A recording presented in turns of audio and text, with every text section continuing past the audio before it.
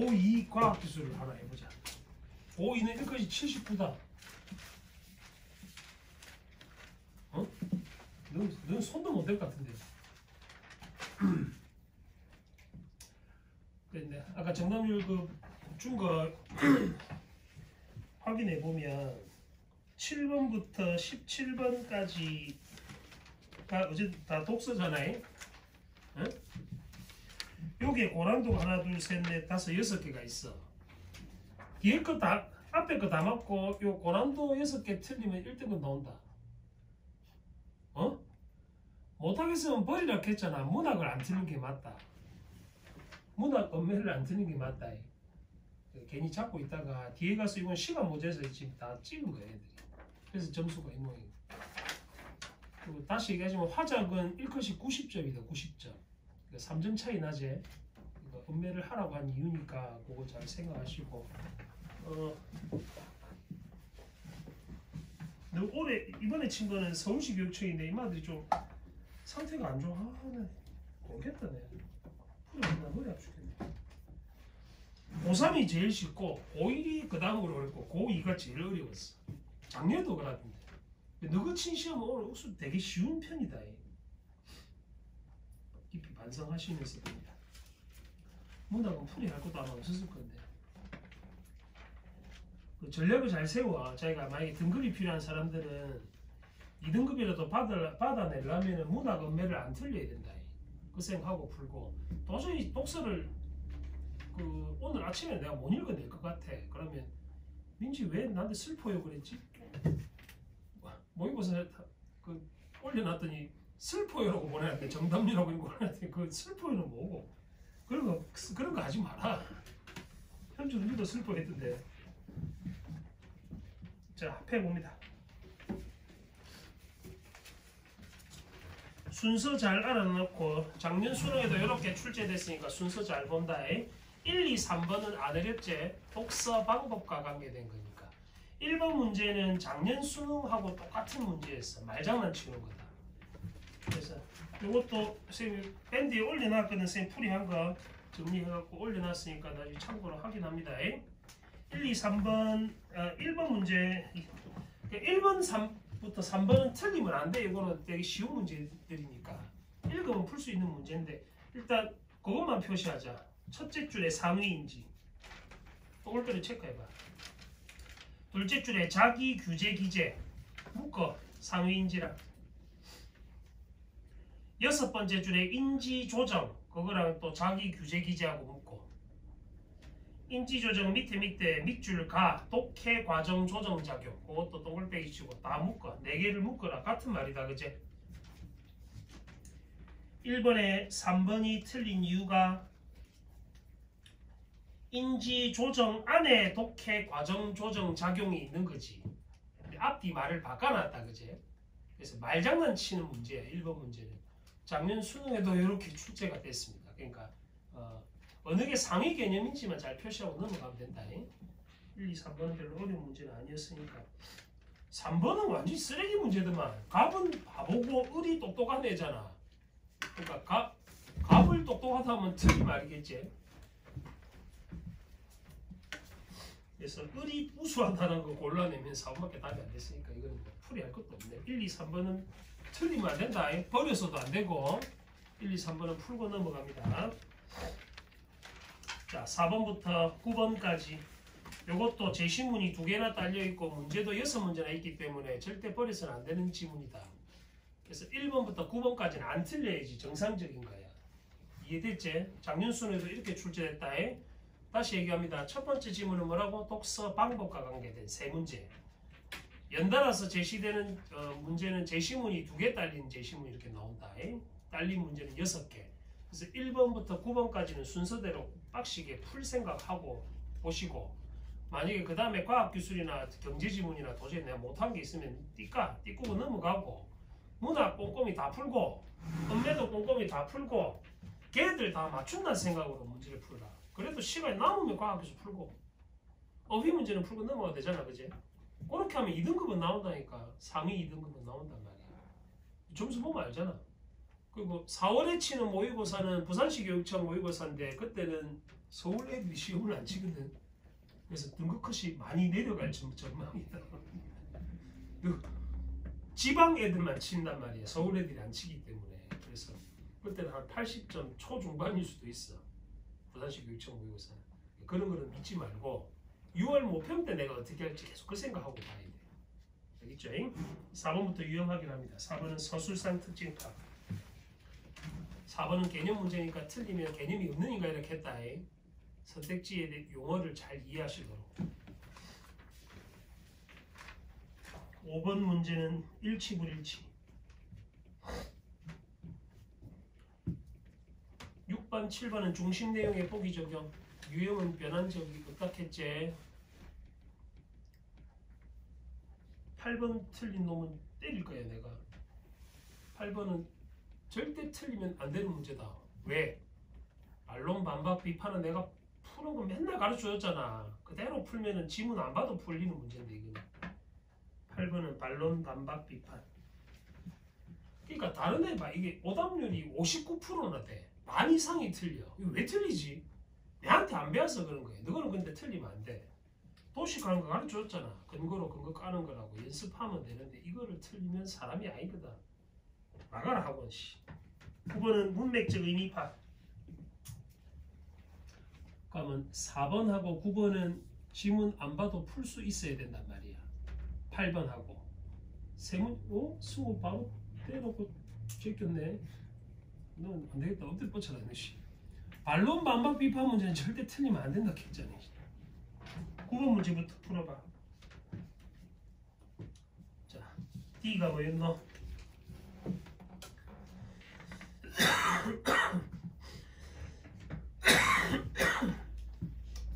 불과하다라는 말은 지나지 않는단 말이다, 그제? 4번이 적절하지 않았지. 9번 문제는 8번 바로 풀어보자.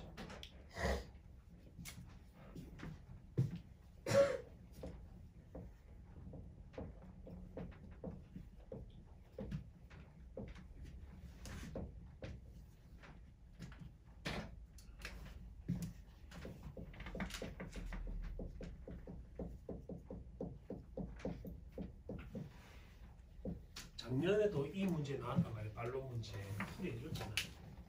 안 틀려야 된다 이거는. 어떻게 안 틀릴지를 손으로 풀라 하는데 또 눈으로 풀고 있으니까 틀리가 온단 말이야. 세상 쉬운 문제인데. 자, 기억이 뭔지 봐. 고민이 기억 읽어봐라.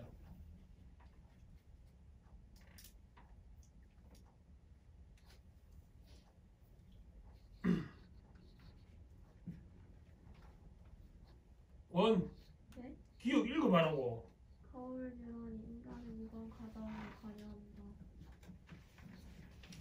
자, 기억에 근거하란 말은 기억이 설명하고자 하는 바가 뭔지를 확인해봐. 거울 유래는 어떤 거라 돼? 뇌의 다른 부분과 뭐 해서?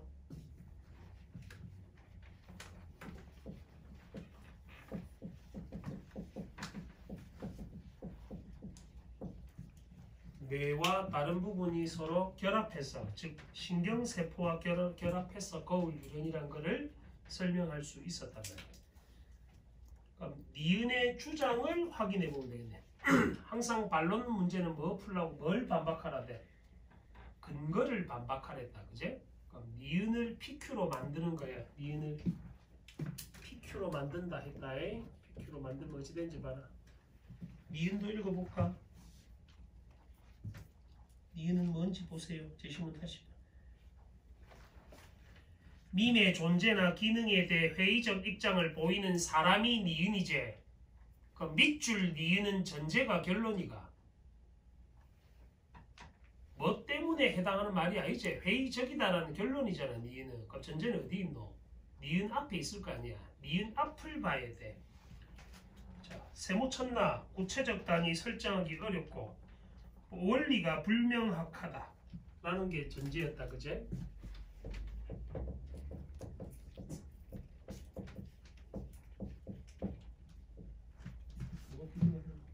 복제 원리가 불명확해서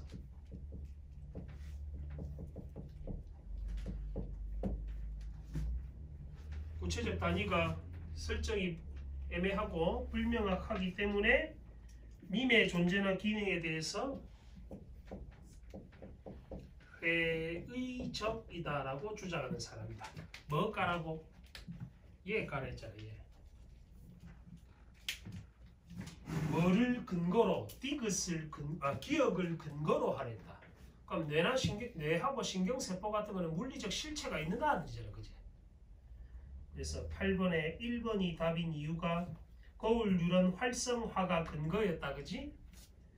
설명될 수 있기 때문에 얘는 설명이 안 된다고 했잖아. 니은 애들은. 근데 설명되잖아 라고 반박하면 되지.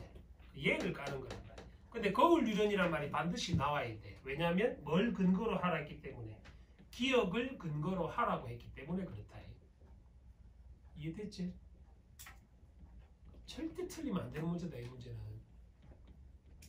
가르쳐준 대로 풀리잖아. 그러니까 연습해서 안 틀리도록 하라고. 우리 수능 기출 책에 있는 반론 방법 비판쌤 한 번에 몰아서 가르쳤다. 루소도 해줬고, 반론 문제는 최근에 계속 나오고 있는 추세니까 풀이 방법 잘 기억해 두시라고.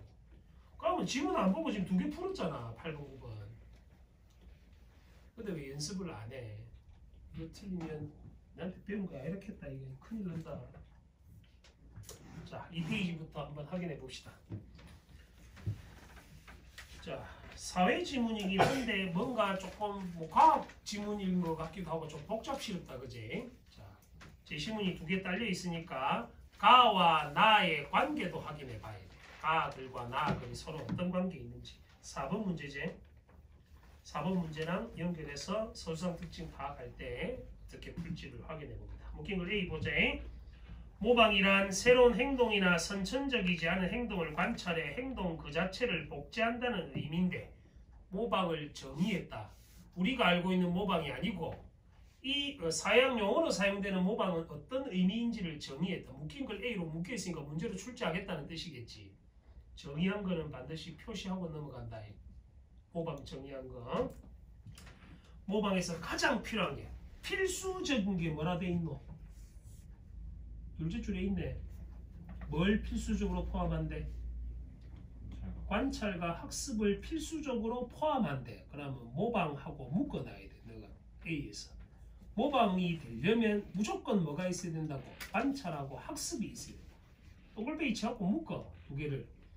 묶인 걸 A 내용 그게 다다. 관찰과 학습. 그게 모방이라고. 필수 요인이라니까 얘가 빠지면 모방이 아니란 뜻이겠다. 그제?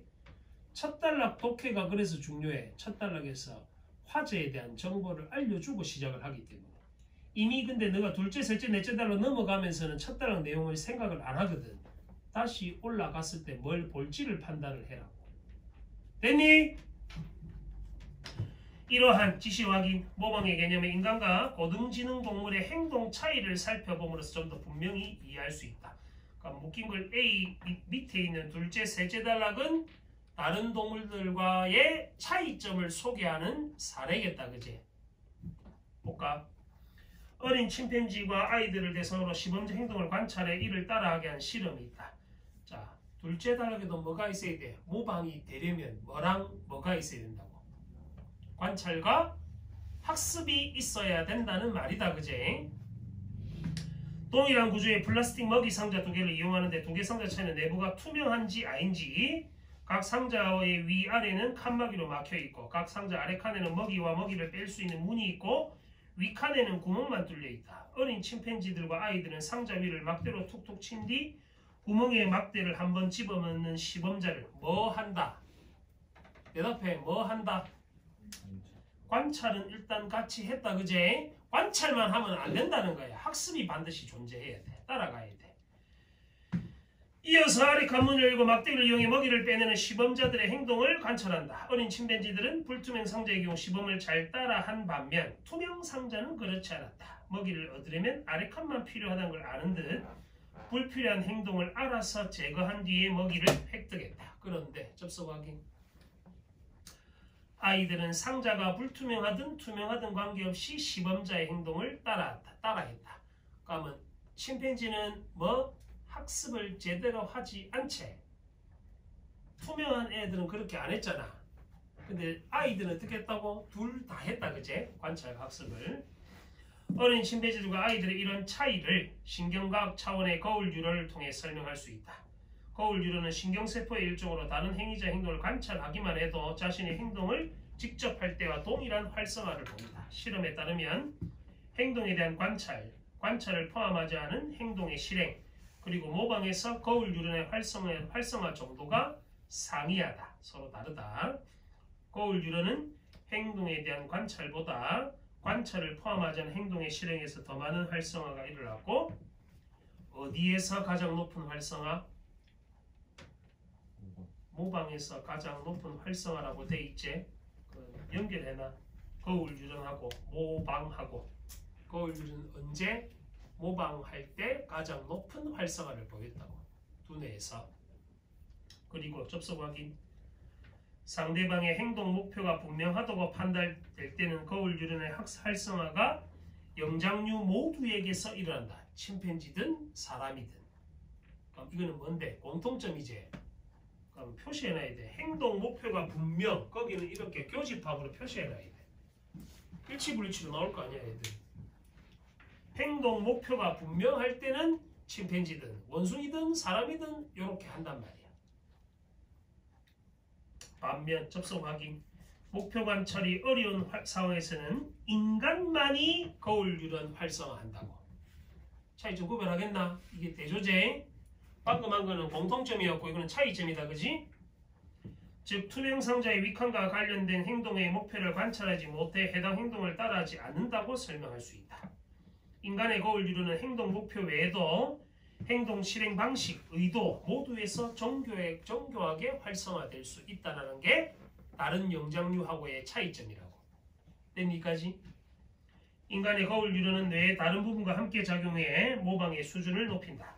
거울 유래이 인간의 모방 과정에 관여한다고 보면 인간은 있는 그대로를 따라하는 모방 메커니즘을 통해 비효율적인 것처럼 보이는 행동도 정확히 모방. 거기 현관 벤치를 해볼래? 그거랑 뭐랑 묶고 아까 침팬지들이 안 했던 거 뭐고? 밑줄 B 위에 줄 봐봐. 어떤 행동? 아까 침팬지는 투명 상자의 경우에는 불필요한 행동을 안 했지.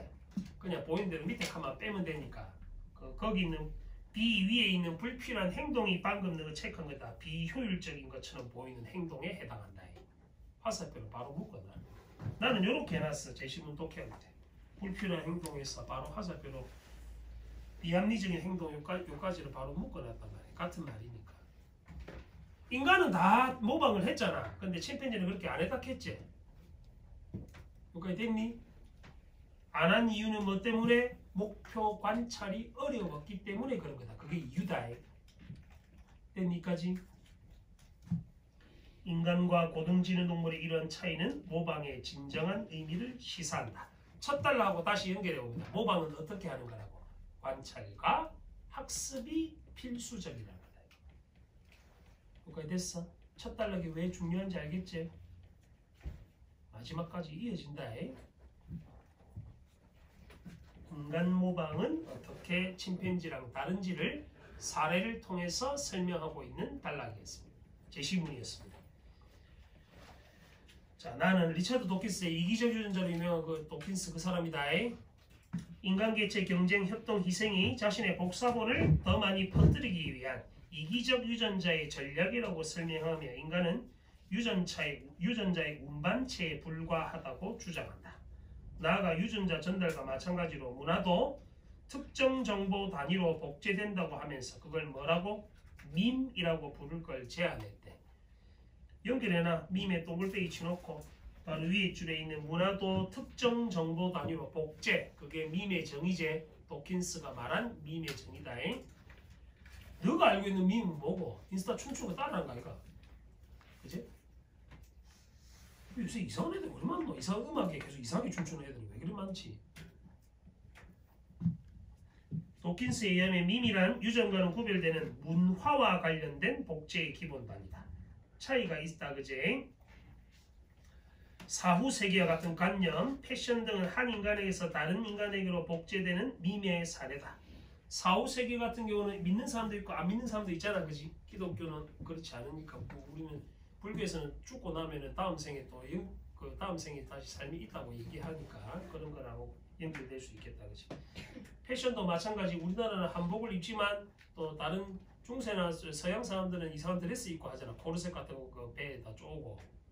이제 그런 것들이 밈의 사례래. 유전자가 정자 난자를 통해 하나의 신체에서 다른 하나의 신체로 퍼뜨려지는 것과 유사하게 밈도 모방의 과정을 통해 한 사람의 뇌에서 다른 사람의 뇌로 퍼뜨려진다. 블랙모어 체크해. 사람 이름 또 나왔지. 학자가 여러 명 나올 때는 학자에다 표시해놔야 돼. 이까지는 방금 했던 밈에 대한 설명까지는 누구 견해였어? 도킨스라는 학자의 견해였지. 블랙모어 나오는 요서부터 또 블랙모어의 견해다. 그러면 찾아 올라갔을 때 학자 이름에 표시해 놓으면 그 사이사이를 보면 되잖아. 이해됐나? 블랙모어는 이것을 기생 숙주 모델로 설명한다. 바이러스가 숙주의 기생의 복제를 반복해 자기 존재를 확장하고 인근 숙주들을 전염시키듯 밈에게는 밈을 더 많이 퍼뜨리는 복제 전략을 위해 숙주인 인간이 필요하다는 것이다. 이렇게 본다면 자기 자신의 복사본을 더 많이 퍼뜨리는 행동적 측면을 고려할 때 유전자와 밈이 복제자이자 행위자로 기능한다고 할 수 있다. 이는 인간 개체가 행위자가 아니라고 보는 입장이다. 다시 유전자하고 밈이 복제자 행위자고 인간 개체는 행위자가 아니라는 입장이다. 행위를 하는 것은 인간이 아니고 뭐가? 유전자나 밈이 한다는 거야. 여기까지 됐어? 방금 읽은 요 단락은 유추를 사용했다. 유산상을 추리했지. 유추를 사용한 설명 기법이다. 서술상 특징으로 나오면 좋겠던데 안 나왔더라고. 방금 읽은 거 잘 확인해. 기생숙주 모델에서는 뭐라고? 인간 개체는 행위자가 아니라고 봤다. 묶어놔야지 이놈들아. 그러면 밑줄을 치든지. 블랙모어 기생숙주 모델 연결해놓고 인간 개체가 행위자가 아니다. 이렇게 화살표로 묶어놔.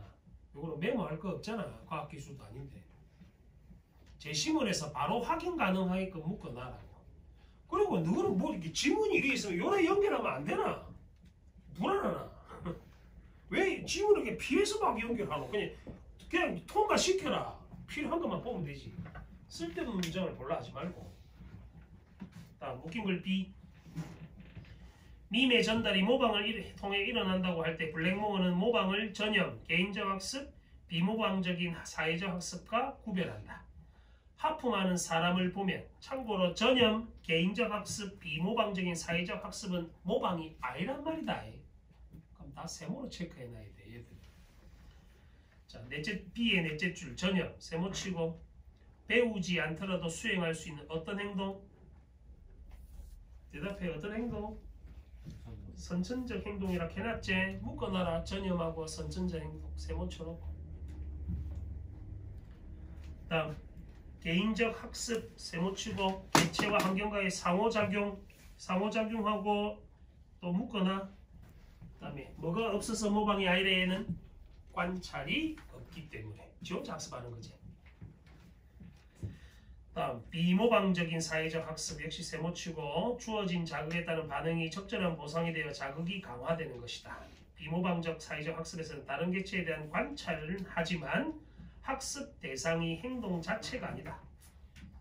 자극에 따른 반응이 적절한 보상을 받는 환경에 대해 학습이 이루어진 것이고 적절한 보상에 세모치고 역시 비모방적 사회적 학습하고 묶어. 자, 묶인 걸 A랑 연결했을 때는 이 세 가지는 왜 모방이 아니라고? 전형은 선천적이라서, 개인적 학습은 관찰이 없어서, 비모방적 사회적 학습은 학습을 하지만 보상 때문에 하는 거라서 그래서 다 모방이라고 볼 수 없다는 입장이다. 여기까지 됐어?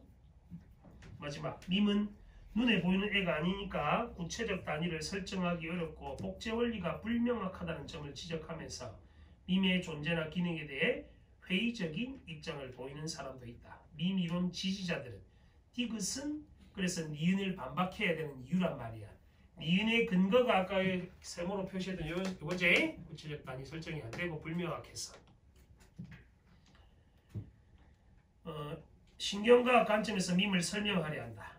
밈은 모방에 의해 뇌에서 뇌로 전달되므로 인간의 뇌의 특정 신경세포 다발이 아까 쌤이 적어놨던 요거대.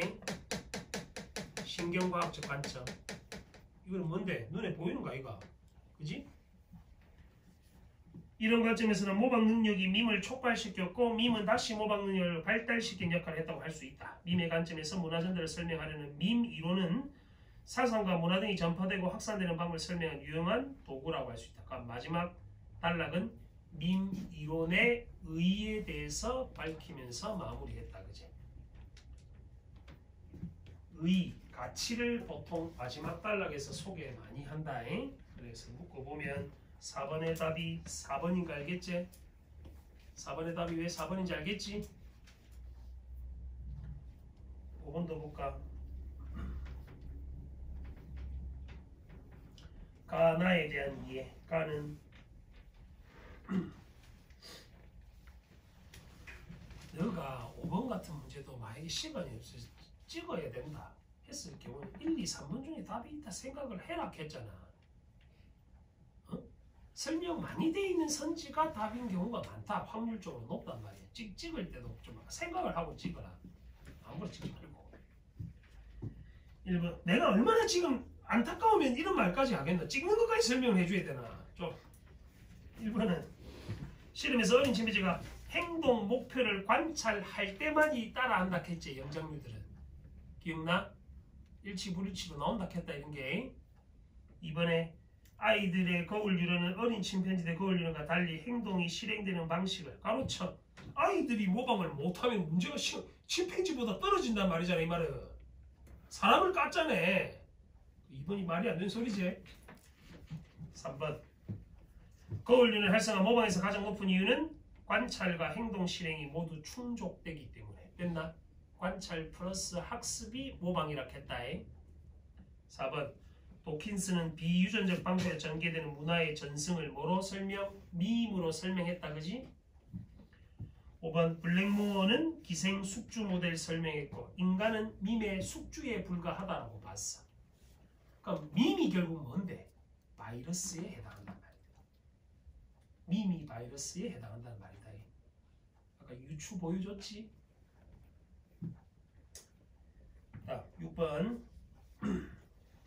6번은 딴 거 보지 말고 보기에 밑에서 두 번째 줄 봐. 무슨 사회적 학습의 사례? 고구마 씻어 먹는 원숭이들. 비모방적 사회적 학습은 아까 블랙모어에 따르면 뭐에 해당했노? 모방이? 모방이라고 모방 아니라고? 왜 모방 아니라 했어? 모방이 아닌 이유는 뭐 때문에? 보상 때문에 하는 짓거리라 했잖아. 그러니까 모방이 아니라는 걸 생각하면서 봐야 돼. 적절하지 않은 거는 5번이 답이네. 5번의 둘째 줄 봐. 미미를 뭐 하여? 모방했다 했지 5번에서는. 그래서 답이 안 된단 말이야. 모방이 나오면 무조건 틀린 말이다. 그래서 제시문 읽을 때 세모로 표시해놨으면 이건 바로 답을 찾아낼 수 있잖아. 이해됐어? 보기가 길고 있는 거 거먹지 마라. 필요한 거는 제시문에 있는 정보가 사례로 설명됐을 뿐이란 말이야. 그것만 찾아낼 줄 알면 돼. 여기까지 됐나? 다음 7번 나의 밈 이론을 바탕으로 보기를 이해하라 했다. 적절한 거. 자손 갖기를 거부하는 독신주의. 밑줄. 그 다음에 셋째 줄에 자손 통해 유전자 전달 안 한다.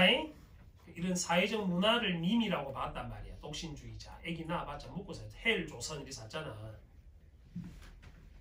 자 7번에 적절한 걸 찾으면 4번이 답이었는데 1번부터 보자. 사람은 행위자가 될 수 없다 했지. 사람은 뭐에 해당했다고? 숙주에 해당한다 했잖아. 밈이 복제자이자 행위자라 했다. 2번은 밈은 매개체이다. 매개체란 말도 잘못된 말이지. 뭐가 매개체고? 사람이 매개체지. 3번 독신주의의 밈이 자손에게 유전될 수 있나? 유전자 자손을 안 넣는데 3번도 말이 안 되는 소리다. 그제? 5번은 유전자 전달이 유리할 수 없지. 왜? 애기 안 난다 했으니까. 5번도 말이 안 되는 소리다 이거. 됐니? 이거 얼척없는 문제다. 이딴 거 틀리면 그냥 끝장나는 거야. 그래서 여기 딸린 6문제는 안 틀리셔야 돼. 1번부터 9번까지. 여기까지 다 맞다는 전제하에 다음 주문을 봤더니 법이네. 이건 민법집니다. 민법. 나중에 혹시 이 중에서 그 승우야 잤나니? 예. 잤나? 왜 그래 놨노? 아빠 지금부터 풀었습니다. 또 이상한 뻘짓을 해. 난 시간이 모자라서 결국에는 버렸네. 앞에 거는 풀어야 돼. 과학기술은 뭐 이래서 못 풀더라도 1번부터 13번까지는 고난도가 거의 없다고 봐야 된다. 안 틀려야 돼. 그리고 이런 문제는 애들은 다른 애들은 어려워하지만 너는 어려워하면 안 된단 말이야. 가르쳐줬잖아. 다시 복습해라. 저런 거는 지문 안 봐도 풀 수 있는. 안타깝다. 이건 다 맞을 거라 생각해. 10번부터 12번까지 전부 일치불일치다.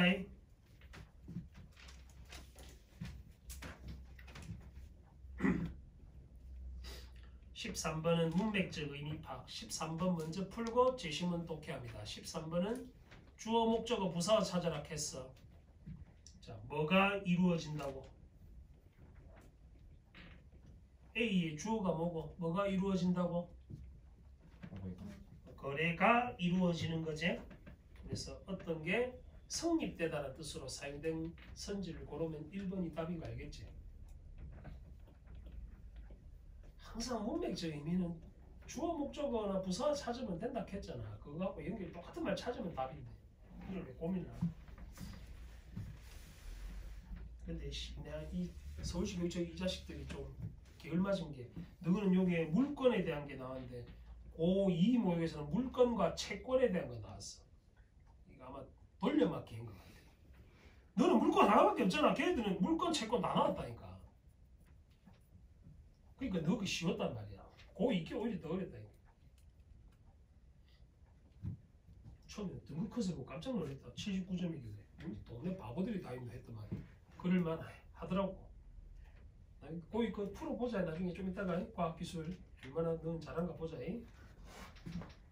작년에도 고3들한테 고2 그 풀렸는데 과학기술. 이것도 돌려막기 한 느낌이 있어. 아까 그 블랙모가 바이러스가 숙주 기생하는 거 나왔잖아. 그 고2 모의고사에 바이러스 그게 나와. mRNA 백신 관련한 제시문이거든. 풀어봐. 한번 토할 거야.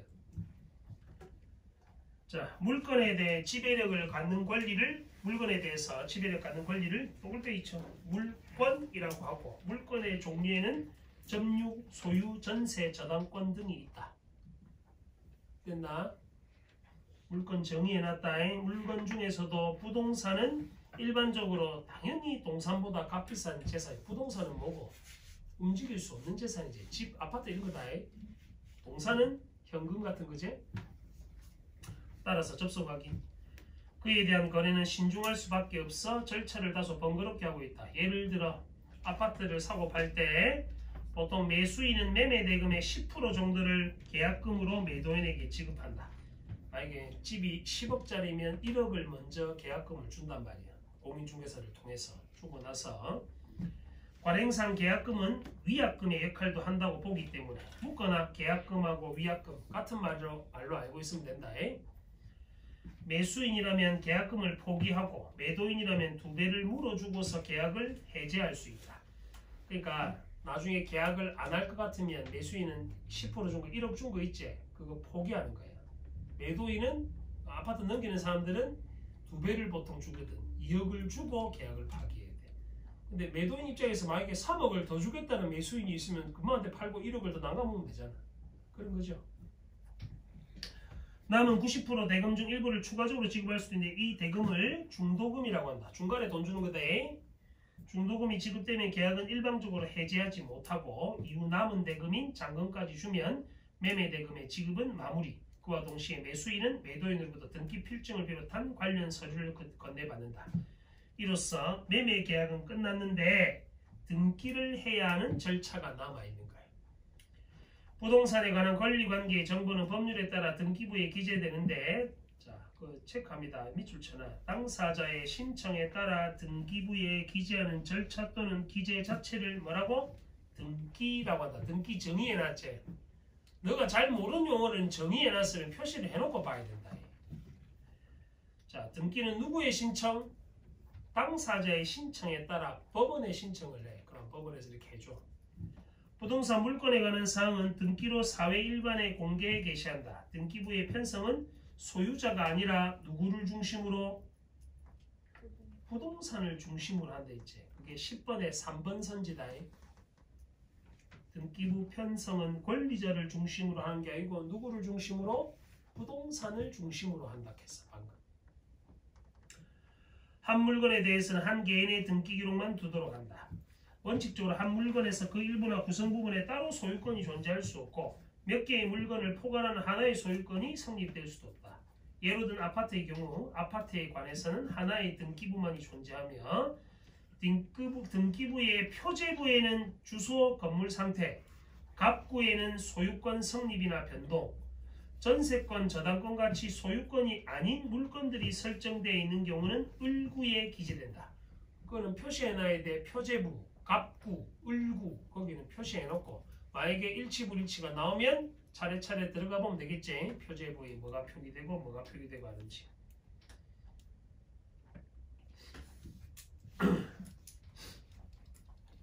(10번의 2번) 선지봅니다. 점유권, 소유권 이런 애들은 어디에 기재된다고 방금 읽은 바에 따르면 을구가 아니고 갑구에 표기되지. 4번도 등기부는 관련 당사자만 신청해 확인되는 게 아니고 뭐 사회 일반에 공개한다 했다. 사회 일반에 공개한다 했다. 5번은 복수의 표제부가 붙을 수 없다. 한 개의 등기만 가능하다. 물건 하나에는 한 개의 등기만 가능하다 했다. 그래서 결국 일치불일치는 흩어진 정보를 한 군데 모아낼 수 있는 능력을 묻는 거야. 너가 제대로 지문에 표시를 안 하고 못 찾아내겠지. 그 다음다가 이러한 등기상의 공시를 신뢰해 거래가 안정적으로 이루어지는 것이기 때문에 진정한 권리관계를 반영할 수 있도록 해야 한다. 매매를 통해 소유권자가 바뀌는 것처럼 새롭게 발생한 등기 원인에 의한 등기를 기입등기라 하는데, 자, 등기 종류가 두 개가 나온다. 이것도 표시해놔. 소유권자가 바뀌는 걸 기입등기라고 했다. 뭐가 뭐랑 연결되는지를 알아야 되는데, 소유권 이전 등기, 전환권 설정 등기 등이 이에 해당한다. 또 완료된 등기가 신청상 착오로 말미암아 실체적 법률 관계가 불일치해야 한다는 것이 확인되었을 때 바로 잡기 위한 등기, 그걸 뭐라고? 경정등기라 해놨지. 그것도 묶어놓고, 경정등기에는 부동산이나 동기명인의 표시를 경정하는 등기가 있을 수 있고, 저당권 설정 등기를 전세권 설정 등기로 경정하는 것처럼 권리 자체를 경정하는 등기가 있을 수 있다. 쉽게 말하면 기입등기는 소유권자가 바뀌는 거고, 경정등기는 잘못되면 고치는 거다. 뭐 밑에 복잡한 설명인데 그냥 간단하게 생각하면 그렇게 알고 있으면 된다. 등기 시청은 원칙적으로 등기 권리자와 등기 의무자, 이어서부터 중요하다. 등기 권리자, 등기 의무자 하면 너가 멍 때리기 쉽단 말이야. 그래서 너가 다른 말로 바꿀 줄 알아야 돼. 밑에 어떻게 바꾸는지 봐라. 이는 등기의 진정성을 확보하는 목적도 있다. 등기 권리자는 등기부에 새롭게 권리자로 오르게 되는 일을, 등기 의무자는 원래 권리자라 돼 있지. 자, 적으라 했다 내가. 등기 의무자가 등기 권리자에게, 등기 의무자를 다른 말로 뭐라 했다고? 얘는 원래 권리자고 원래 집주인이다. 쉽게 말하면 얘는 누구? 새 권리자야. 그럼 이걸 다시 또 다르게 말하면 얘는 누구? 물건을 파는 매도인에 해당하고 얘는 집을 사는 매수인에 해당한다고 이해해야 돼. 용어 이해가 부족하면 문제를 못 푼단 말이야. 그 전에 적어 나오면 쉽잖아. 일치불일치 풀 때. 근데 이걸 안 해. 너가 게을러 맞아갖고 손으로 공부를 하라 이거. 맨날 눈으로 풀고 앉았으니까 틀리고 오지. 이걸로 풀리는 문제가 하나 있다. 11번 2번 선지 봐라. 매수인은 무슨 의무자고? 매수인은 누구? 등기 권리자재. 2번이 왜 틀렸노? 매수인은 등기 의무자가 돼 있잖아.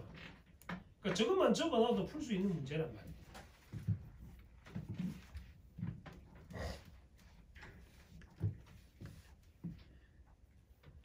아파트 매매 계획에 대한 등기도 매수인, 매도인이 공동으로 신청해야 된다. 흔히 매수인이 등기를 신청한다고 하는 사람들이 많은데 흔히 새 주인이, 새 권리자가 등기 신청한다고 생각할 수 있는데 매수인이 매도인의 등기 신청을 위임받아 함께 처리하는 거라서 원래는 공동으로 등기를 하는데 보통은 등기 의무자로부터 뭐 받아서 위임받아서 등기 권리자가 알아서 한단 말이야. 근데 이거는 실제 뭐 이게 권리자가 하지는 않고 누가 하냐면 공인중개사가 해. 법무사 대동해갖고 그리고 그 돈을 주잖아. 집 살 때 그 공인중개사 할 때 수수료를 주는 이유단 말이야. 등기 효력을 정하는 것과 관련해 다음 두 가지 원칙이 거론되는데 공시를 갖추지 않은 경우에는 제3자와의 관계에서는 물론 당사자 사이에서도 물권 변동의 효력이 생기지 않는다는 원칙을 성립요건주의라고 한다. 뭐라고? 성립요건주의는 공시를 갖추지 않으면 변동 효력이 생기지 않는다. 자, 성립요건주의의 친구들 이게 12번 문제야. 12번을 되게 많이 틀렸거든. 이게 12번 문제 답인데 다시 봐. 성립요건주의는 뭐라고? 공시를 갖추지 않으면 뭐라 했노? 물권 변동의 효력이 없다라고 너가 그 밑에 성립요건주의 밑에다가 적어놔야 돼. 다시 얘기하자. 내가 누차 얘기하지만 저기서 생략된 전제는 뭐고? 가르쳐 줬잖아 이놈들아. 부정의 전제 결론이 부정이니까 얘를 긍정으로 바꿔라 했지. 이렇게 바꿔라고. 공시를 해야 뭐라고? 물권 변동의 효력이 있다는 말과 같은 말이지. 전제 결론을 전에 바꿔놓은 이유가 있대. 얘들이 원래는 저런 글이 아니었어. 공시가 돼야지 물권 변동 효력이 있다라고 돼 있는데 문장을 바꾼단 말이야. 너가 어렵게 하려고. 독해를. 비가 안 오면 땅이 안 젖었겠지. 똑같은 거 설명해 줬잖아. 생략된 전제 추론할 때. 나피를 나큐로 바꿔갖고 이해해라. 그러면 12번에 5번이 왜 틀렸노? 계약 성립 요건주의의 경우 계약 완료로 소유권을 취득한다 했는데 취득하면 안 된단 말이야. 왜? 공시를 안 했기 때문에. 공시해야 취득할 수 있다 했잖아 방금. 이해됐나? 그러니까 다른 학년은 이런 문제 없어. 반론 문제, 추론도 이렇게 뭐 복잡하게 하는 추론 문제는 잘 안 나온다. 그러니까 기억해라. 요거 이 두 개가 핵심이다. 수능에도 이렇게 나올 수 있다. 작년에도 이렇게 나왔고 추론 문제도 나왔단 말이야. 여기서 다 틀려 근데 애들이. 나머지는 지문 읽으면 풀 수는 있잖아. 근데 얘는 지문 읽어도 못 풀어낸다니까. 할 줄 모르니까. 근데 누구는 가르쳐 주는데 왜 못 풀어? 잘못된 거잖아요. 말 뭐 배워도 내한테. 그러니까 쌤이 맨날 하는 짓거리라고 해서 너가 할 줄 아는데 다 아는데 이렇게 공부를 하니까 그런 거야. 다른데 적용을 못한다 이거. 똑같은 문제인데. 연습해라잉. 하는 거 버릇처럼 기억하고. 제이 머리카락 뒤에 숨어 있지 말고 머리카락으로 눈 가리고 있지 말고 숲에 있는 것 같다. 문쌤은 항암제를 투여하고 머리털이 빠진다고 나한테 막 그랬는데 아무런 이상이 없는데 큰일이네. 항암제를 잘못 맞은 거야. 반면에 계약이 완료되면 당사자의 물권 변동은 유효하게 성립하고 다만 공시를 갖추지 않았을 때는 제3자에게 물권 변동의 효력을 주장하지 못한다는 원칙은 대항요건주의. 그것도 확인해놓고 요건주의 두 개 있다잉.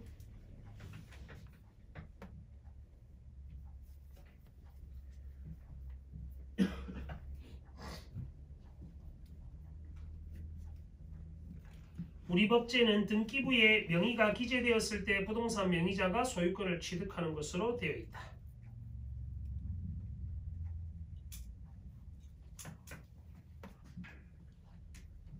조금 다 푸르네. 12번 문제 잘 초점 맞춰갖고 생각하시고, 결국에는 우리가 문제를 풀 때는 화제에 대한 그 필자의 입장을 잘 봐. 어차피 그걸 출제를 한단 말이야. 겁먹지 말고. 너가 못 읽으면 옆에 있는 다른 하나도 못 읽는다 생각하고 읽어야 돼, 문제를.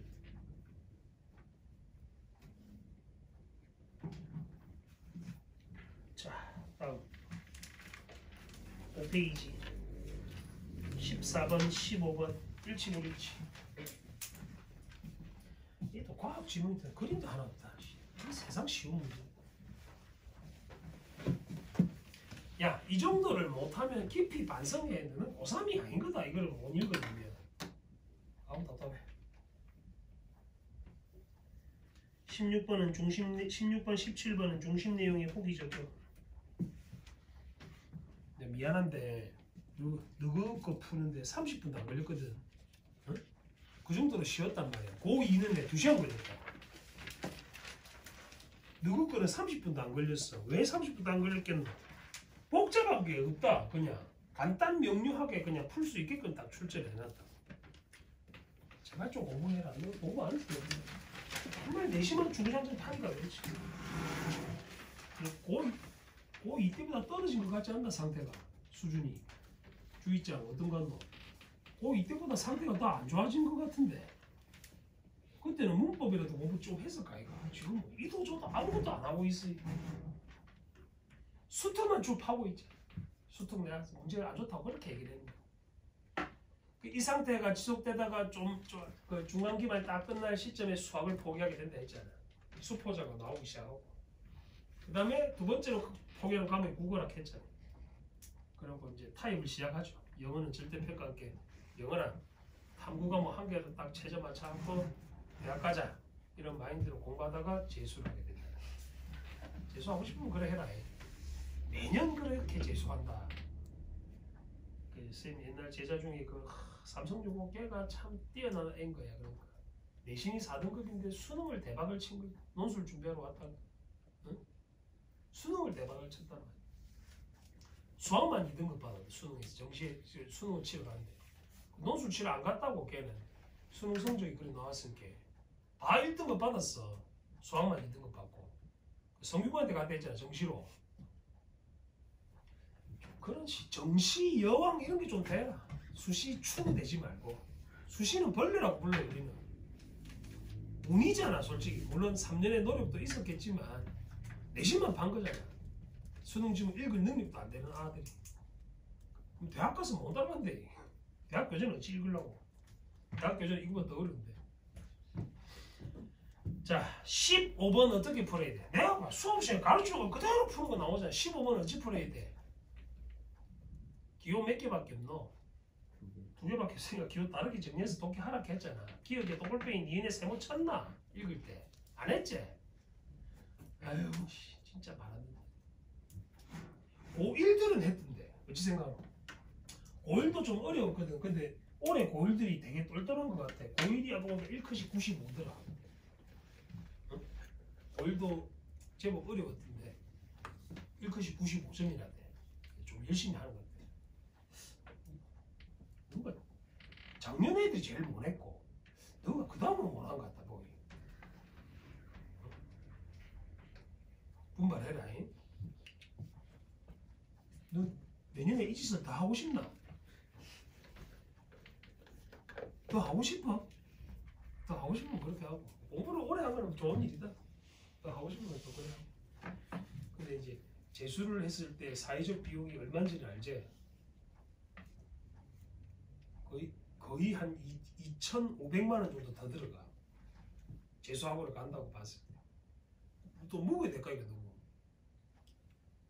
그 돈 갖고 엄마한테 원룸을 사달라 그래라. 차를 뽑아달라 하든지. 그게 맞는가 이거 효도하는 길 아이가. 자 5페이지 같이 봅시다. 용해도는 자 또 모르는 단어 나왔다 그제? 용어 정리해라. 정의한 거 나오면 표시해놔라. 일정 온도에서 일정한 양의 용질에 최대로 녹을 수 있는 용질의 양이래. 보통 용매 100g에 녹을 수 있는 용질의 질량을 가리키고 혼합물의 과포화 상태는 용질이 용해도 말고 과포화니까 용해도 이상으로 녹아 있는 상태겠지. 과포 상태의 혼합물은 포화 상태로 돌아가는 경향이 있고 결정하는 포화 상태의 혼합물이 과포화 상태가 되어 용질이 뭐로 석출되는 것? 고체 입자로 석출되는 것. 결정화로 묶어. 같은 말이지. 결국 결정화라. 이것도 그대로 해봐. 포화 상태에 있던 아가 과포화 상태가 되고 얘가 고체로 석출되는 과정을 결정화라고 부른다. 첫 단어 내용이다. 저게 포화 상태가 과포화 상태가 되고 이때 용질이 고체 입자로 석출되는 것이 결정화 공정에 해당하는 설명이다. 됐니? 결정화 공정을 거치면 입도, 입자의 지름이 작은 고체 입자를 얻을 수 있다. 왜 얻게 되는지를 확인하면 되겠네. 그럼 이거는 결정화 공정에 관한 글이다. 그제? 이러한 결정화 공정은 약물의 생체 흡수율을 높여야 하는 제약 분야 등에서 사용된다. 약대 가는 놈들은 봐야 되겠네. 약대 가는 놈들은 결정화 공정은 생체 흡수율을 높여야 하는 제약 분야 등에서 사용한대.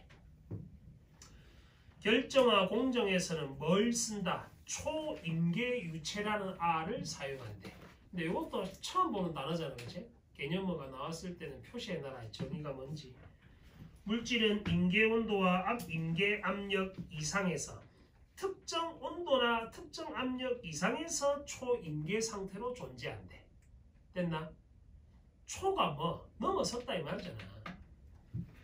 임계 온도는 어떤 물질이 액체로 존재할 수 있는 최고 온도, 임계 압력은 기체로 존재할 수 있는 최대 압력.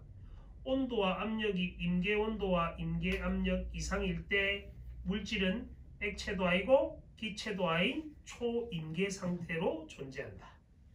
초임계 상태에서 물질의 분자 간 거리는 물질이 기체일 때보다는 가깝지만 액체일 때만큼 가깝지는 않다. 이제 이거 복잡한 거 나왔다. 자, 분자 간 거리를 부등호로 정리해봐. 어떻게 돼야 돼? 다시 초임계 유체는 뭐도 아니고 뭐도 아니라고? 액체도 아니고 액체도 아니라겠다. 그제?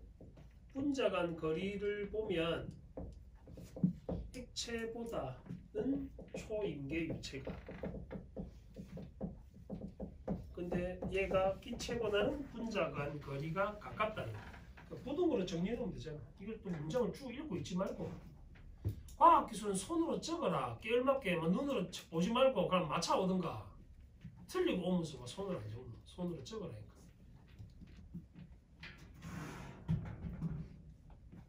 방금 읽은 문장이다. 분자 간 거리가 가까운 정도다. 저렇게 액체, 초임계 유체, 기체 순이다. 여기까지 됐어? 물질이 액체일 때보다는 초임계 상태거나 기체일 때 용질이나 용매가 이동이 자유롭대. 요때가 용질, 용매의 이동이 자유로운 상태래. 그래서 초임계 유체를 만들겠지. 용질, 용매를 이동을 자유롭게 하기 위해서 초임계 유체를 만드는 거겠지.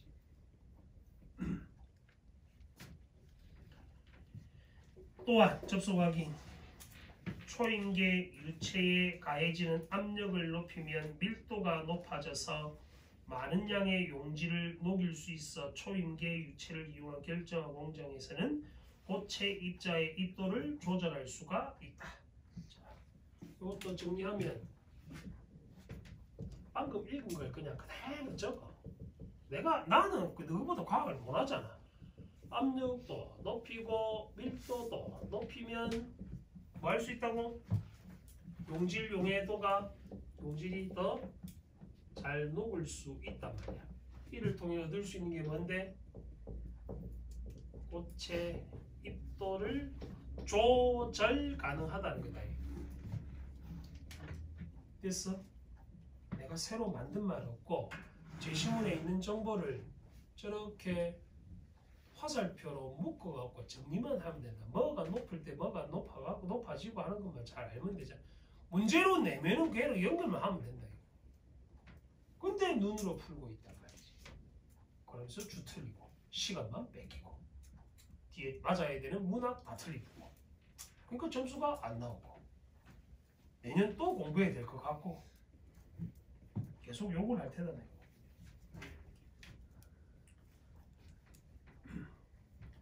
GAS 공정에서는 초인계 이산화탄소를 뭐로 사용해서 반용매로 사용해서 혼합물에 녹아있는 용지를 작은 입도의 고체로 석출하는 경우가 많다. 그럼 GAS 공정하고 묶거나 반용매 초인계 이산화탄소를 반용매로 사용한대. 기억은 동글빼기 치고 이놈들아. 그러면 기억과 관계된 아들은 다 동글빼기로 체크해. GAS, 반용매, 작은 입도 이렇게 다 같은 말인지를 묶어놓으면 되겠다. 그제? 반용매는 용지를 녹이지 않고 용매와는 잘 섞이는 물질로 반용매를 혼합물에 첨가하면 반용매는 용매와 섞이고 용질은 고체 입자로 석출된다. 자, 반용매는 용매인데 반반 용매란 말이야. 혼합물에다가 반용매를 첨가를 하면 반용매는 용매랑만 섞이고 용질은 따로 고체 입자로 석출된다 했다. GS 공정에서는 결정화하려는 물질을 액체 용액에 녹여서 혼합물을 만들고 용기에 적당량 채운 뒤 용기를 밀폐 이후 용기의 온도 압력을 이산화탄소와 액체 용액의 임계 온도, 임계 압력 사이에 맞추고 이때 초임계 이산화탄소를 용기에 집어넣는다. 그러면 혼합물이 과포화 상태가 되고 녹아있던 용질은 고체 입자로 석출된다. 자, 그 다음에 거기는 밑줄 쳐놔. 반용매가 용매와 섞이면서 포화될 수 있는 용질의 양이 줄어드는 것이다. 석출되는 용질의 양은 처음에 채운 혼합물의 양이 같다면 농도에 의해서 정해진다. 자, 방금 읽은 거를 간단히 정리해보자. GAS 공정에서는 혼합물에 뭘 집어넣어?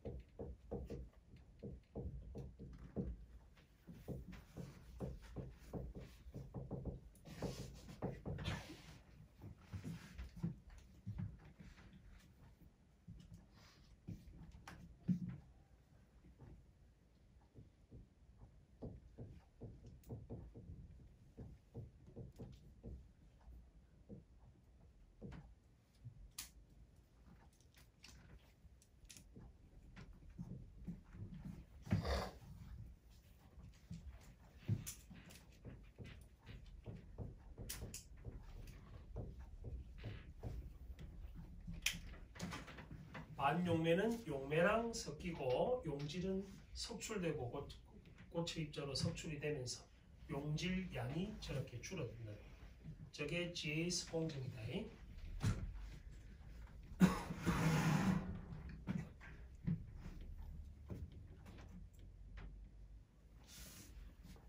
결정화 공정에서 고체 입자를 석출할 때는 우선 일정한 수의 용질 분자가 모여서 집합체를 이루어 결정핵이 생성되어야 한다. 혼합물의 농도가 높을수록 결정핵을 만들 수 있는 용질 분자 수가 많아서 결정핵이 많이 생긴다. 결정핵이 많이 생성되면 하나의 결정에 모일 수 있는 용질 분자 수가 적어져서 고체 입자의 크기는 작아지게 된다.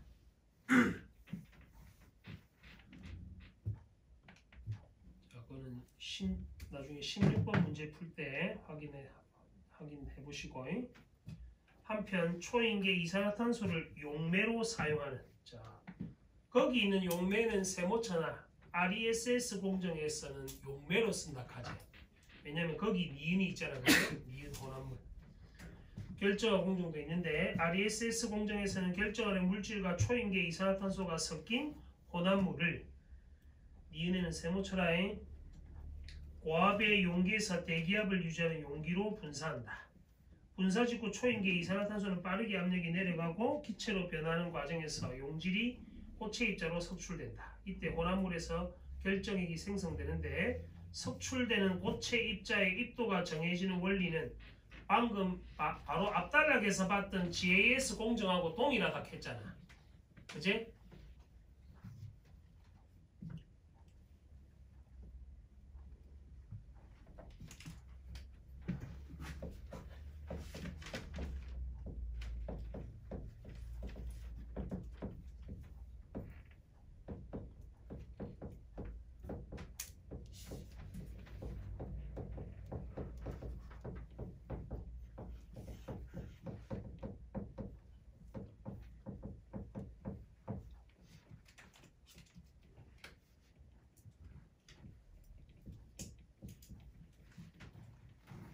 그래서 기역의 혼합물과 니은의 혼합물의 차이점은 기역은 혼합물에다가 반용매인 초인계 이산화탄소를 집어넣기고 얘는 원래부터 혼합물에 초인계 이산화탄소가 섞여있는 하다. 그게 차이점이지. 그래서 15번에서 묻는 게 그 문제란 말이야. 기역과 니은의 관계. 기역은 어찌돼 있고 니은은 어찌돼 있는지 그거 묻는 문제다.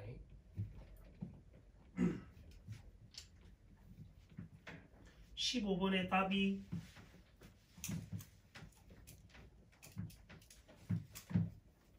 3번이 답인 이유제. 용질이 초인계 이산화탄소관이 어디에 녹아있다고? 내가 이렇게 해놨잖아. 혼합물에 용매와 용질이 녹아있다 했잖아.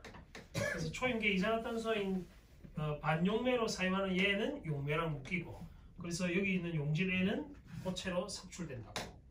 그래서 15번의 답이 3번인 이유다. 이것만 할 줄 알아도 풀잖아. 각각 공정이 어떻게 다른지 알면 되니까. 그러니까 손으로 적는 연습해라. 제발 좀 과학기술은. 경제도 그렇고. 눈으로 풀지 마라. 응? 수능 당일날 접해보지 못했던 점수를 보게 될 거야. 눈으로 풀다 보면. 손으로 풀어라. 게을맞게 하지 말고. 학년이 내려갈수록 쉽게 하려고. 올라갈수록 더 개기고 안 하고. 점수로 뽀록이 나잖아. 너 왜 쉽게 안 하노? GAS 공정과 RES 공정 등의 결정한 공정에서는 이산화탄소가 주로 쓰인다. 이유가 있다. 현관펜 들어. 이산화탄소는 임계 온도가 상온과 큰 차이가 없어 온도를 조금만 올리고 압력을 올리면 쉽게 초임계 상태로 만들 수 있기 때문에 그게 전제제. 이산화탄소를 쓰는 이유다. 여기서는 초임계 이산화탄소를 반용매로 썼고 이거는 초임계 이산화탄소를 용매로 썼다. 이유는 뭐 때문에? 온도랑 압력만 올리면 쉽게 초임계 상태를 만들 수 있어서. 때문에 뭐뭐 때문이다.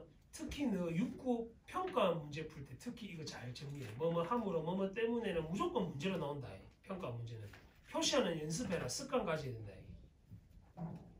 너 봐. 중간 딱 끝나고 좀 있다가 바로 6월 모평 친단 말이야. 중간 끝나고. 금방 전 이 수학여행 안 가나 경남고? 예? 수학여행 누가 가는 거?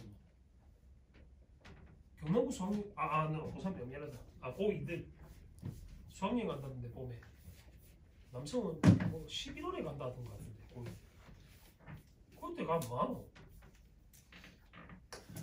초임계 이산화탄소에 의하면 압력을 조절해 석출되는 고체 입자의 입도를 작게 만들 수 있을 뿐 아니라 그 자체로 독성이 없어서 안전성 문제에서도 자유롭다. 자, 고체 입자를 작게 만들 수 있는 이유가 초임계 이산화탄소를 이용했을 때의 장점이지. 마지막 문장 두 개는. 맞나? 입도를 작게 만들고 안전성에도 자유롭다고. 뭐가 됐니? 14번에 적절하지 않은 거. 2번이 왜 틀렸노? 방금 한 거 이거잖아. GAS 공정에서는 반용매로 사용하면 용질이 석출돼 용질 양이 줄어든대지. 용매의 양이 줄어드는 게 아니고. 그러니까 도식과 한국 그대로 성질이 나온다 이거. 그러니까 지문 1문 그대로 정리를 해라니까. 됐어? 부지런하게 해라. 게을맞게 하지 말고. 게으른 점수를 받게 된다. 16번은 A에 들어갈 내용. 친구들 16번의 보기는 무슨 공정이고 GAS 공정이야? RESS 공정이야? 초인계 유체를 뭐로 사용한다 하는데 용매로 사용하면 무슨 공정이고 RESS 공정 맞니? 보기는 RESS 공정에 대한 설명이다. 이때 포화상토의 혼합물을 더 높은 압력에서 만들면 결정화 공정을 통해 석출되는 고체 입자의 입도는 더 작아지는데 이는 뭐 때문에? 어디를 봐야 되냐면 아까 RESS 공정 바로 앞단락을 봐야 돼. 왜냐면 그거랑 같다 했잖아. GAS 공정이랑 같다 했잖아. 자, 그 한편 바로 위에다가 다시 봐. 고체 입자를 석출할 때는 우선 일정한 수의 용질 분자가 모여서 뭐를 이루어서 결정액이 생성돼야 된다고. 집합체를 이루어야 된다 했지. 농도가 높을수록 용질 분자의 수가 어때서 많아져서 결정핵이 많이 생긴다 했지. 거기에 해당하는 답이 빈칸 추론이다. 그래서 5번이 답이 된단 말이야. 결정핵이 많이 생겨야지 얘들이 한 결정에 모일 수 있는 용질 분자 수가 적어지니까 고체 입자 크기는 작아질 수밖에 없잖아. 근데 이걸 오해한 사람들은 부피당 용질 분자 수가 많아지기 때문이다는 뭐의 전제냐면 빈칸 밑에다 적어 그 네모칸 밑에다 적어라. 결정핵이 많아지는 전제다. 16번 보기의 빈칸은 결정핵이 많아지기 위한 전제야. 결정핵이 많아져야지 어찌되노? 결정핵 안에 들어갈 용질 분자 수가 적어지는 거지. 그러니까 입도가 작아지는 거야. 이해되나?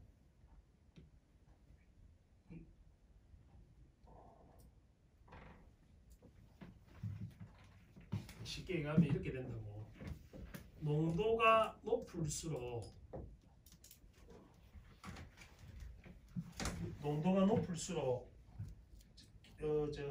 결정이 만들 수 용질 분자 수가 많아지는 용질 분자 수가 많아지고 이를 통해 결정핵이 많아지면 결정핵에 해당하는 모일 수 있는 결정핵 하나하나에 모이는 분자 수가 적어져서 작은 입도의 고체가 석출된다는 말이다. 근데 이거를 잘못 읽으면 얘가 답이 아니에요 라고 생각할 수 있잖아. 이해되나? 요거다. 지금 물어본 거는 얘가 보기 빈칸 전제다 P다. 수능은 논리학이라 했어. 그러니까 계속 앞뒤 관계를 잘 봐야 돼. 어떻게 이어지는지. 시간이 좀 되면 안 보고 너가 다시 한번 해봐. 그리고 3월 모고는 너 중간고사 때 시험 범위로 들어갈 수도 있다. 그렇겠지? 분석하는 거 잘 정리해놔라. 17번.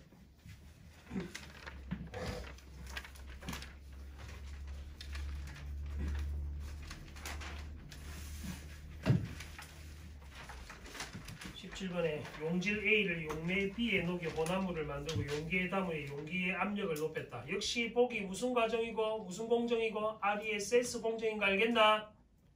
반용매 아니지? 용매 B에 녹인다 했으니까. 이후 용기에 초용기에 이산화탄소를 주입해 A를 석출한 실험을 통해 아래 가나다와 같은 결과를 얻었대. 단 혼합물 양을 갖고 녹아있는 용질은 모두 석출된다고 가정을 했다. 가나다 중에 농도는 어디가 제일 높노? 농도는 나랑 다가 제일 높지. 속도는 가나가 속도가 높다 그제. 그 다음 석출된 A의 입도 중에 가장 작은 입도를 보이는 게 나인 거 알겠나? 이해됐어? 그 왜 그런지 생각해봐. 농도가 제일 높고 속도도 제일 빠르고 그래서 입도가 가장 작은 거다. 표를 추론해보면 나아가 입도가 제일 작은 거를 왜 그런지를 생각해야 돼. 표를 통해서. 여기까지 됐어? 만약에 속도와 관계된 게 제시문에 없다 손 치더라도 속도가 높은 것도 입도를 결정하는 요인이 될 수 있구나라고 추론해야 돼. 됐니? 자, 2번이 적절한 이유네. 가보다 나에서의 입도가 더 적은 것은 하나의 결정핵에 모인 용질 분자의 수가 적기 때문. 찍어봐. 그 말이지. 방금 정리한 거. 하나의 결정핵에 모이는 분자 수가 적기 때문에 입도가 작다 했잖아. 결국 16번 문제랑 연결된단 말이야. 그래 도식화가 중요하다 했다. 내가 읽은 거는 새로운 정보를 너한테 설명하는 게 아니다. 저 공정 설명하지 않았잖아. 지문 읽는 내용을 정리한 거다. 요거 하는 연습해라고. 이해됐나? 안 어려워. 너가 안 해봐서 어려운 거지. 그러니까 나 6월 문평 치기 전에 이렇게 해. 딱 중간기말 이렇게 정리가 끝나면 하루에 한 개씩 매일 해봐. 해갖고 제대로 했는지 쌤한테 물어도 보고 그래 하면 되잖아. 수특을 하고 있을 때가 아니단 말이다. 아무짝에도 쓸모없는 수특을 왜 하노? 모고 기출, 평가한 기출 계속 그거 봐. 한 15일치 정도 딱 계산해가지고 하루에 아침에 딱 한 개씩 과학기술 무조건 한 개씩 이렇게 하는 연습을 해라고. 그럼 시험 칠 때 뭔가 답이 나올까 이거. 한 번도 안 해보고 시험을 치는데 그럼 당연히 좀 잠이 오지 아침에. 읽기도 싫고. 근데 이거를 못 하겠으면 공부하면 안 되는 때째 할 수 없다 이거. 말했잖아. 노력을 해야지 결과가 나오지. 아까부터 계속 노래 보는 느낌이지. 뭔가 존경의 눈초리로 안 보거든. 엄매패라. 엄매는 딴 거 안 한다. 35번부터 39번까지만 할 거다. 이것도 지문 안 봐도 풀 수 있어야지. 맨날 하던 건데. 35번 한글 맞춤법이제.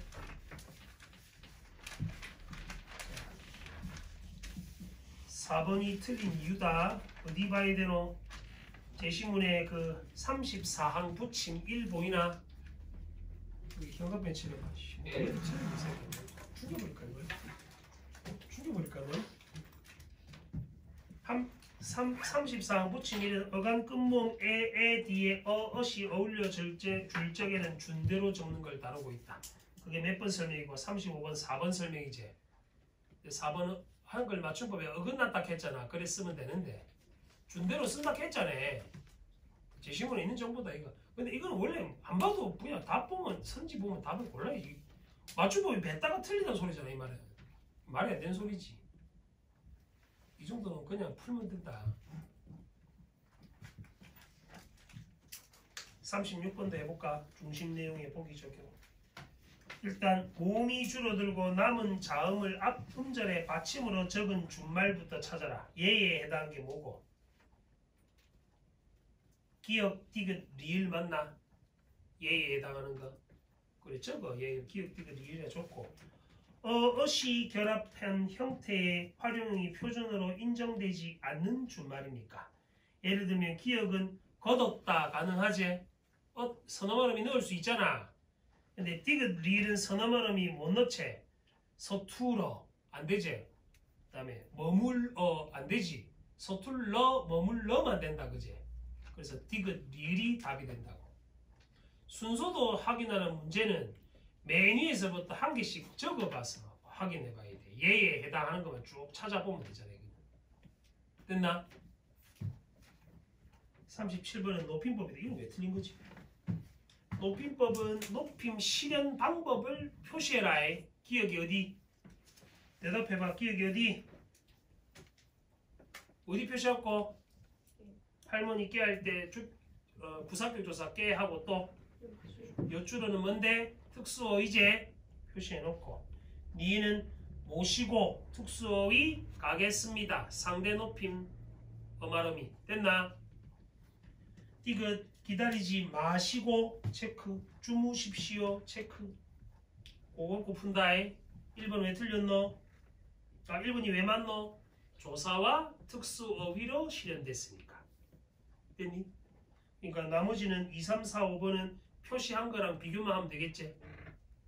그래서 높임법은 높임 표현이 나오면 높임 실현 방법에 해당하는 부분에 표시를 해놨고 선지랑 비교한단 말이야.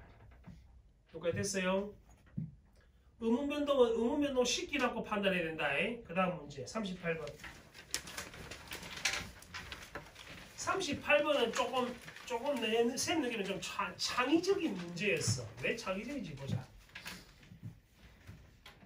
근데 이거 하기 전에 너는 이거는 뭐 A 보고 1번 보고 이렇게 해도 되는데 수능은 이렇게 쉽게는 안 나오거든. 예를 들면 1번 선지에 A는 뭐고 B는 뭐고 이러셨네. 2번은 B는 뭐고 E는 뭐고 이렇게 내거든. 그럼 너가 보고 풀려면 어쩌냐면 1번 선지 보고 A, B 보고 2번 보고 B, E 보고 이렇게 푼단 말이야. 더 시간이 오래 걸려. 그럼 어떻게 하라고?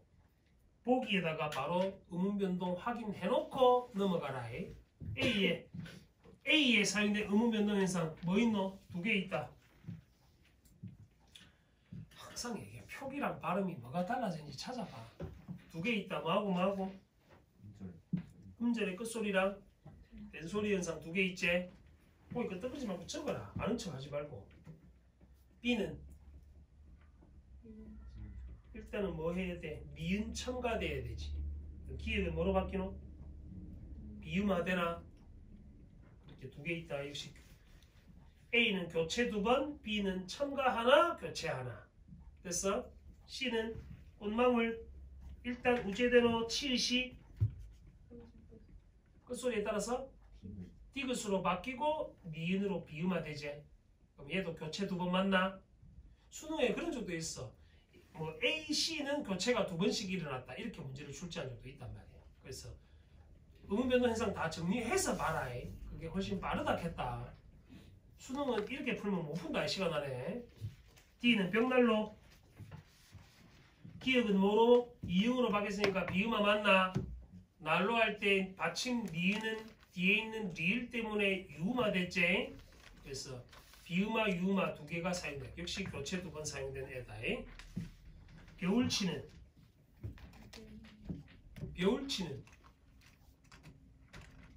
일단 우제대로 겨울치는 못 살겠어 진짜. 일단 우제대로 의문변동.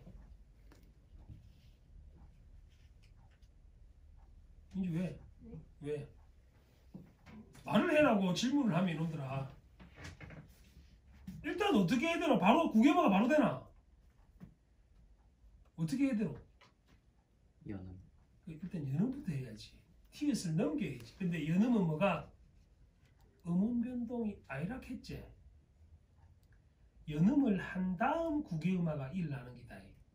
근데 연음은 음운변동이 아니니까 얘는 교체 하나밖에 없는 음운변동이라고.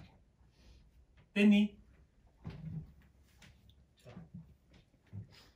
1번은 뭔데? 음운 개수가 변하지 않는 음운변동 2번 일어났다 했으니까 얘는 교체에 대한 설명이다. 그제? 2번은 첨가된 자음, 그 다음에 좋은 방법이 변하는 음운변동. 자, 물어보자. 좋은 방법은 변한다는 말은 무슨 말이고? 뭐가 뭐로 바뀌었노? B에서. 뭐가 뭐로 바뀌었노? 기억이 이음으로 바뀌었지. 기억은 무슨 소린데? 좋은 방법은 세로축이다. 세로축. 파이름이 비음으로 바뀐 거지. 적어나 좋은 방법이 변한다는 말은 파이름이 비음으로. 이 문제가 조금 신선했어. 이렇게 푸는 게. 너가 자음체계표 외우고는 있어도 세로축, 가로축을 잘 기억 안 하는 경우가 있다. 좋은 위치는 요거잖아. 발음 기간에 따라서. 좋은 방법은 파이름, 파처럼, 마처럼, 비음, 이음 그 얘기다. 그거를 헷갈리면 틀릴 수도 있단 말이야. 3번 종성 위치에서 2번의 의문변동 꽃망울이니까 디귿 니은 끝소리하고 비음화. 4번 둘째 음절의 초성 위치는 뭔데? 니은이지. 니은은 변동이 없지. 그래서 4번이 적절하지 않네. 5번 선지 잘 봐라. 이에는 좋은 위치, 좋은 방법이 다 바뀐다 했는데 좋은 위치는 티읕은 원래 무슨 소리? 티읕은 원래 무슨 소리고? 윗, 잇몸, 혀끝 소리지. 얘가 뭐로 바뀌노? 치읓으로 바뀌었잖아. 경구개음으로 바뀐다. 그래서 구개음하라 했다. 좋은 방법에 따라서는 티읕은 파열음이 돼. 치읓은 파찰음으로 바뀌었단 말이야. 아, 이래 되면 수능에 대박 치겠네. 아, 너 여기서 헷갈려 하겠네. 가로축, 세로축 외워야 된다. 그래서 자음 체계표에 표를 물어보진 않는데 가로축, 세로축에 뭐가 있는지 기준은 기억해놓고 있어야 돼. 이때 와서 너 자음 체계표 쓰고 있을래? 그림 그리고 있을 수는 없잖아. 시간 없는데. 만약에 이렇게 문제를 출제, 그러니까 위에 거 뭐에 따라서 좋은 위치에 따라서 좋은 방법에 따라서 이렇게 달라졌다는 말을 묻는 거다. 수능 때 이런 내면 애들 많이 헷갈릴 것 같아. 만약에 선지 5개를 다 이런 말로 바꿨다 진짜 좋은 위치 좋은 방법으로 뭐는 좋은 위치가 달라졌고 뭐는 좋은 방법이 달라졌고 이렇게 말 바꾸면 너가 헷갈린단 말이야. 그렇겠지? 누가 헷갈리는 걸 좋아하는 게 출제위원이다. 너를 괴롭히려고 태어난 게 출제위원이다. 그러면 너는 출제위원을 어떻게 해야 돼? 파회해. 파회하는 회방을 놔야 돼. 쟤들이 출제를 저렇게 해도 나는 풀 수 있게끔 몸을 만들어 놔야 돼. 근데 맨날 출제위원이 내는 칼에 베이고 있잖아. 피 계속 흘리고 있고. 왜 그래서 하니? 가르쳐 준 걸 써먹으라고 그러니까 연습해라고 매일. 수특 보지 말고 이 병신 보지 말라고. 그리고 내가 해설지를 혹시나 해서 안 봤는데 해설지 와 대박이더라. 38번 4번에 해설 뭐라 해놨는지 알아? 둘째 음절의 초성 위치에서 음변력이 일어나고 둘째 음절의 종성 위치에서 음변력이 일어나지 않는다. 이게 해설이가 해설지도 보지 마라. 제발 아무것도 보지 말고. 그러니까 답에 해당한 걸 선택지를 거꾸로 해놓은 게 답이야. 해설이야. 그러니까 너가 해설을 찾아 만드는 게 중요한 거야. 그게 공부라 수능 공부다. 마지막 39번 중세국어. 자, 이것도 의문 환경 물어본다. 태자 시옷하고 중생애의 경우 태자나 중생이나 다 유정명사제. 생명이 있는 하잖아. 근데 무정명사, 유정명사에 따라서 달라진 게 아니고 뭐에 따라서? 자음인지 모음인지에 따라서 달라진 거다. 고쳐놔. 자음 모음에 따라서 형태가 달라졌다. 시옷하고.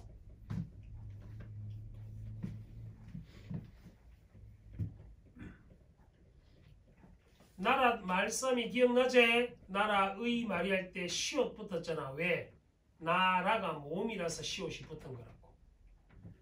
2번 곁이 도개. 얘들은 자음이냐 모음이냐가 아니고 곁이 할 때는 뭐 때문에 그 밑에 형태에서 벗어봐라. 곁의고 그 다음에 도개는 독 플러스 애제 둘 다 받침이 있잖아. 다 자음이잖아. 그치? 곁은 음성모음이고 독은 양성모음이지. 그래서 고쳐. 2번은 음성이냐 양성이냐에 따라.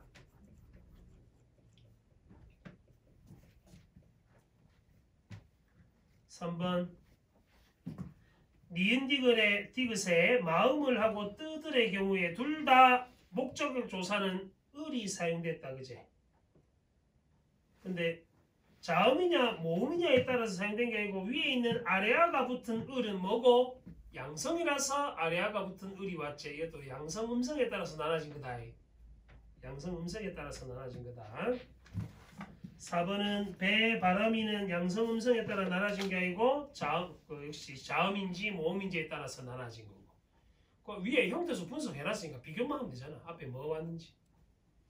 5번 바라레 그릇에 야들은 양성이냐 음성이냐에 따라서 바라레의 경우는 에가 왔고 그릇의 경우는 으니까 어이가 왔지.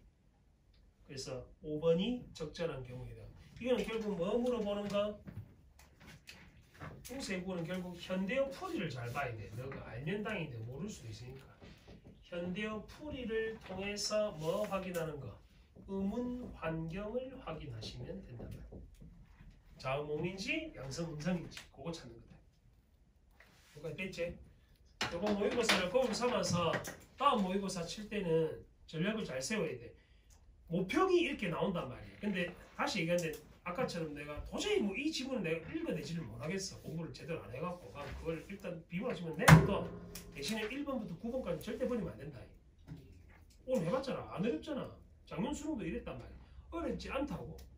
근데 그것까지 그걸 또 못 보고 다 띠꾸고 넘어가고 무슨 의미가 있노? 다시 돌아와야 했는데 다시 못 돌아왔잖아. 그 상태로 그 점수를 받으면 그건 결국 답이 없는 거지. 문학은 안 틀린다. 전제 조건이야. 음매도 안 틀린다. 그럼 일단 28개는 안 틀린다고 보면 몇 점이고 그것만 해도 60 몇 점 되잖아. 그럼 비문학에서 맞출 거 맞춰내면은 충분히 1등급 나오지. 1, 2등급은 기본적으로 나올 수 있죠. 전략을 잘 세우라고 그러니까. 버려서는 안 되는 게 있고 내가 도저히 오늘 아침에 못 읽어내겠어. 그때는 버려야지. 일단 버려놓고 가. 다른 거 다 풀어. 응? 다시 처음에 얘기했던 거 다시 얘기하면 이어서부터 23번까지 고난도에 해당하는 것만 다 틀리면 1등입니다. 딴 거 다 맞추면. 내가 당일날도 못 풀겠는 거는 버리고 어쩔 수 없잖아. 그거는. 요거 잡고 있다가 뒤에 읽으면 풀 수 있는 것까지 다 버리는 경우가 생긴다. 그런 우를 범하지 않도록 하시오. 뭔지 알겠지? 고생했다잉.